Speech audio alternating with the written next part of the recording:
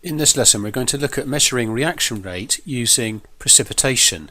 Now, to help us understand how this works, we're going to look at an example which is frequently used in GCSE, IGCSE exams, and that is the reaction between sodium thiosulfate and hydrochloric acid. And these two react to produce sodium chloride, sulfur dioxide, water and sulfur. Now, the interesting thing about this, as you'll see, is you've got an aqueous solution, a gas, a liquid and a solid here, and it is the sulfur that we're interested in because the sulfur is going to be precipitated during this reaction, and we're going to make use of this to measure the rate of reaction. So how are we going to do this? Well, we're going to use an apparatus that looks like this. Okay, and we're going to add our sodium thiosulfate to a solution of hydrochloric acid, and as you can see underneath this conical flask there's a card with a cross drawn on it. Okay, so what we're doing is we're going to look down into this conical flask, and as the reaction proceeds, sulfur is going to be precipitated, and as a result of that, the visibility of the cross on the yellow card is gradually going to reduce until eventually it becomes completely obscured.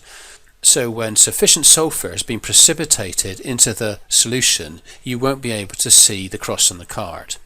Okay, so what we're doing in this experiment is we're going to measure the time taken for the cross on the card to disappear or to become obscured. We'll call that the time for obscuration, T. And what we can say then is that the rate of reaction is inversely proportional to this time. So we'll say the reaction rate is inversely proportional to the time taken for this cross to disappear.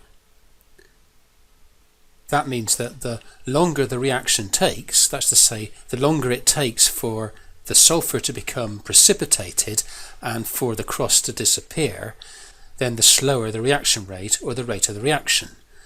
Conversely, the quicker it takes for the cross to disappear, then the faster the sulfur is being precipitated, the faster the reaction and the faster the reaction rate. So there's a little bit of a problem with this experiment in that exactly determining when the cross is obscured is rather subjective. So one person may measure this time differently to another. So it's probably best that during this experiment the same person make the observation each time. Now this reaction rate measuring experiment is not the same as the previous two that we looked at when we were using changes in volume or mass to determine the reaction rate. Okay, so we are not trying to obtain a curve that looks like this, okay, where you measured how the product evolved changed with time. Okay, so we'll put a cross through that. That is not what we're doing in this particular type of experiment.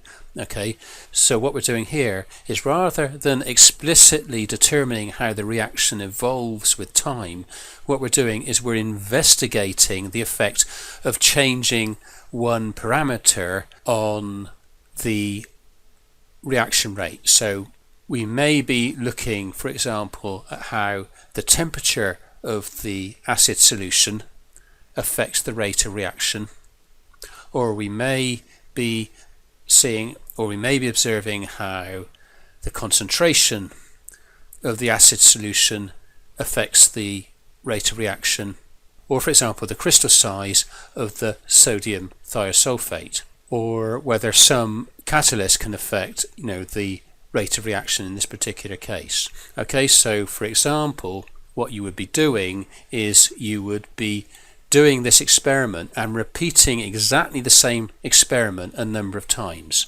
So for example, if we were looking at the effect of temperature, we would repeat the experiment 5 times. Each time we would use the same concentration of hydrochloric acid, we would use the same volume of hydrochloric acid, we would use the same amount of sodium thiosulfate, but what we would do is we would change the temperature. Okay, so we would find this value of T, the time for obscuration, when the temperature of the solution was 20 degrees Celsius, then 25, then 30, then 35 up to 40, for example, and we would measure the time in each case. And what we would say is that the reaction rate is again inversely proportional to this time. So you can see that in this particular case that because the time taken for X to disappear is getting less and less, that the reaction rate is increasing as the temperature of the solution increases. And then we might want to look at, for example, how the concentration of hydrochloric acid affects the time for obscuration. Okay, and so we might this time repeat the experiment, but we would change the concentration of the solution. We would keep the volume of the solution the same, we would keep the temperature of the solution the same, we would keep the amount of sodium thiosulfate the same, but we would change the concentration, starting with 0.5 moles, that's per litre, then 0.4, 3, 2.1, and we would measure the time for obscuration this time. This time you see that as the concentration decreases, the time for the cross to disappear increases. So the weaker the concentration, clearly, the slower the reaction goes and the longer it takes for the obscuration of the cross. Okay, so you may well be asked about this experiment. Now, one of the questions which typically might arise is, what would this person have to take care of? That's to say, the person that's looking into the conical flask during this reaction. What safety precautions would she or he have to make? Now, you need to look at the products and you'll notice that one of the products is a gas called sulfur dioxide, which is a toxic gas and a harmful gas, and you don't want that going into your eyes, and you certainly don't want to be breathing it in. So first of all, you want to make sure that you're wearing safety goggles, and secondly, you don't really want to be looking directly down into the mouth of the conical flask like that. You want to be in a much safer position. So we're going to change our position, so we're looking at the cross from a safer angle like that. So we're not looking directly down into the mouth of the conical flask, and we're wearing safety goggles, and so we can therefore better avoid breathing in sulfur dioxide fumes.